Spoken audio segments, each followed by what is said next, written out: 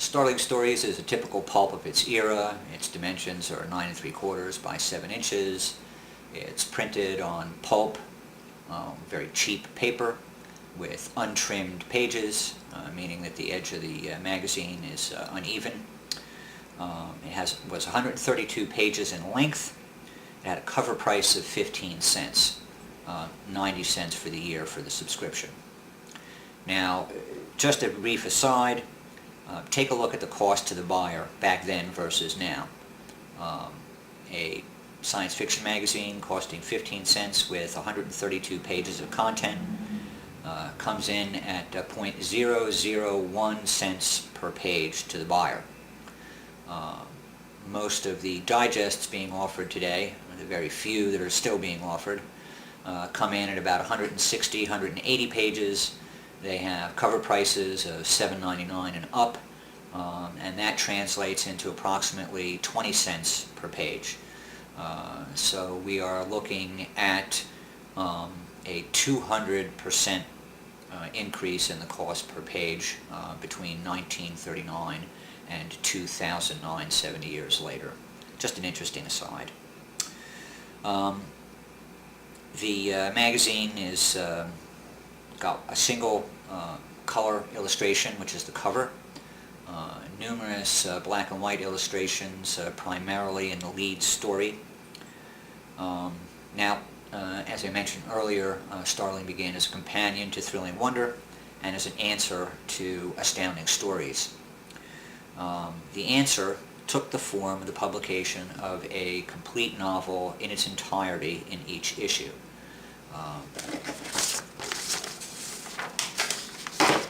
Previously, the pulps that had been publishing novel-length fiction did so through serialization. This provided the publisher with a ready means to get readers to continue to buy issues. On the downside, it annoyed a lot of readers. Some would have to wait as much as 5 months to complete a novel. Thrilling felt that this warranted at least an experiment, and that experiment was to print the whole novel in one issue and then surround it with some other short stories and filler material. This new concept was advertised through the pages of Thrilling Wonder Stories for several months prior to its introduction, and it was well received then, and as the letter column in the first issue of Startling indicates, the letter column being called The Ether Vibrates, it was well received upon publication as well. Now, a lot of the advanced publicity and the ready acceptance of Startling Stories was due to the editorship of MORT WEISINGER. MORT was an early member of the science fiction scene in New York City, and New York City at the time was pretty much the headquarters of science fiction in the United States. Almost all the magazines were published there or in close proximity. Most of the writers, most of the agents, the first science fiction convention took place there. It was fairly tight-knit and I guess you'd say incestuous relationship amongst just about everybody, and MORT's relationship to that community and with many of its other members allowed him ready access to writers who could provide content and to the fans who would be buying the magazine. MORT had originally been I guess you could call him one of the scions of the science fiction community in New York, along with FORREST ACKERMAN, Alan Glasser, and Julius Schwartz. He published one of the first serious science fiction fan magazines called The Time Traveler. He established one of the first science fiction clubs called the Scienceers, again with his regular companion in crime, Julius Schwartz. Along with his friend Julius Schwartz, he founded the first literary agency devoted to science fiction, titled The Solar Sales Service, and their first client was Edmund Hamilton. That didn't last long, but it made connections for MORT. Later, again along with Julius, MORT would go on to become an editor at All American Publications, which later became DC Comics, well known for editing the Superman books. He also would create characters such as Aquaman and Green Arrow. Like I said, he knew and worked with most of the contributors to Startling Stories, and I would imagine it was fairly easy for him to drum up the contents of that first issue. And that he was playing to the choir in that his writers and illustrators were also his readers.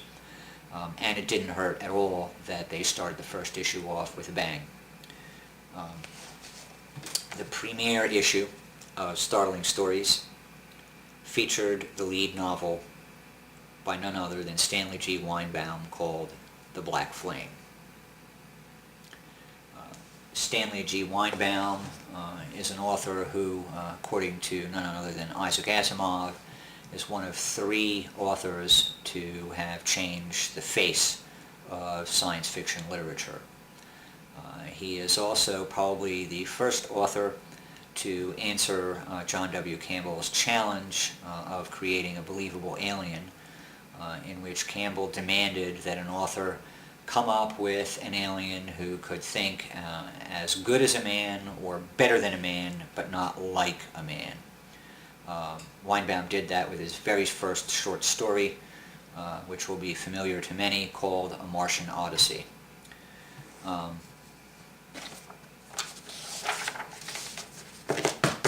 Weinbaum had died just a few years before the initial publication of Startling. His career was all too brief, and the novel that appears in Startling Stories is just one of a very few novel-length pieces that Weinbaum wrote during that career.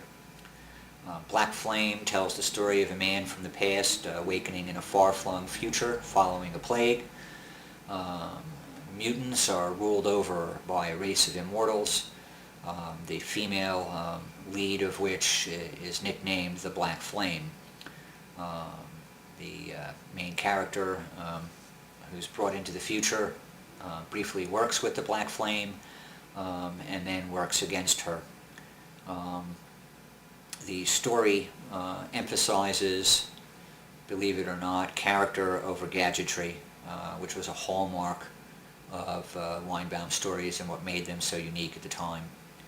The Black Flame would later be reprinted in Fantastic Story Quarterly as a Fantasy Press specialty offering in 1948, as a paperback from Avon in 1969, and it was reissued in 1997 with restored content and an introduction by Sam Moskowitz by Tachyon Publications.